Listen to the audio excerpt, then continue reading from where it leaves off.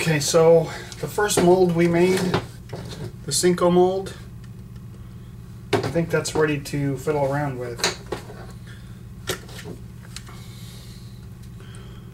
Okay, the first thing you'll notice is I have some plaster on the bait, and I want to remove that because this is going to be a two-part bait. Now you can also see my indentions. See, they're round. That's what we want because we want those to easily release. So we want it nice and round. We also have some plaster on the bowl. So we're going to clean that up.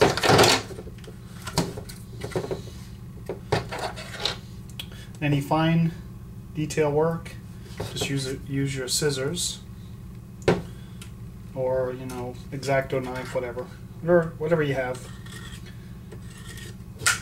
This is like any other hobby. You end up with a ton of stuff.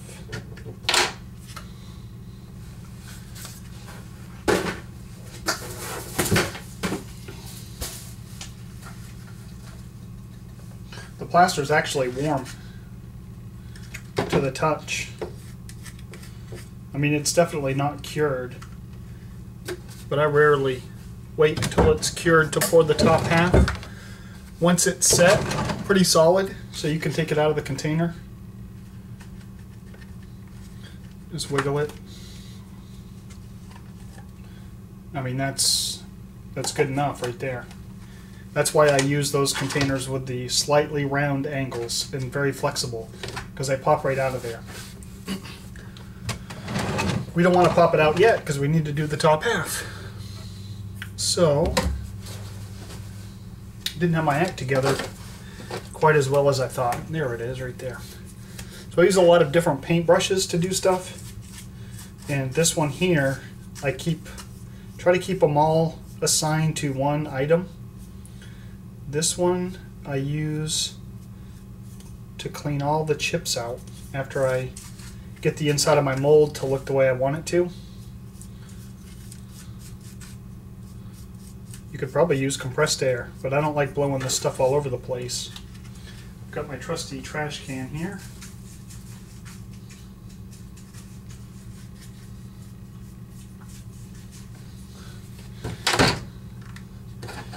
I like to, if your bait lifts up a little bit when you're working, just push it back in. No big deal. It'll stay.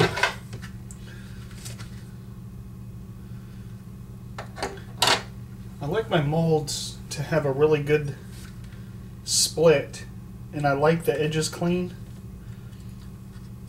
But more importantly, it's a lot easier to separate the top and bottom half of the mold if the edges don't overlap. So we're just going to clean this up here.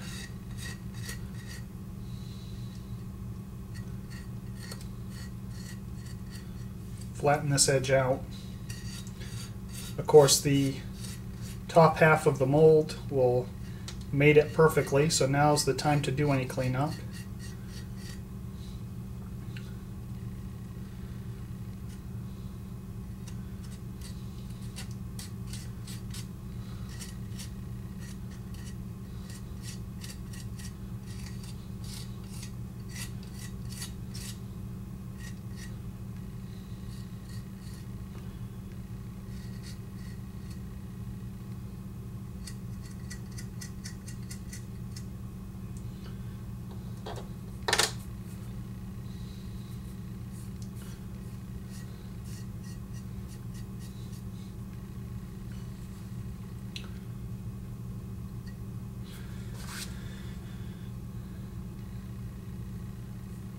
That's pretty good. I'm just going to clean it off again.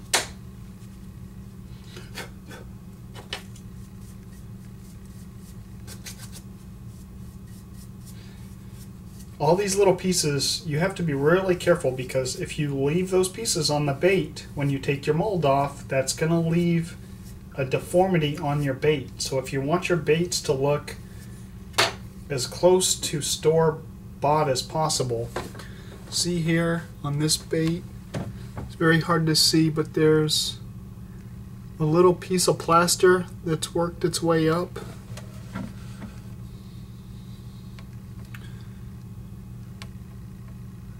We're going to take that off.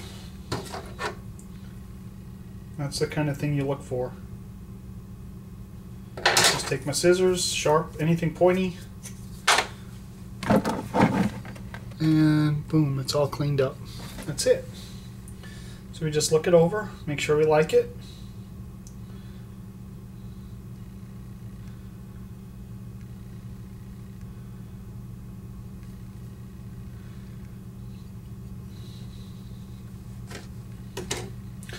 If you're, when you're doing these for yourself, of course you can be as picky as possible.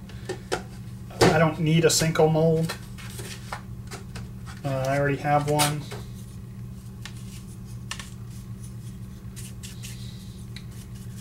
There's a little bit of stuff left in there that wasn't supposed to be in there. So basically I'm just doing this as a tutorial for y'all. Okay, now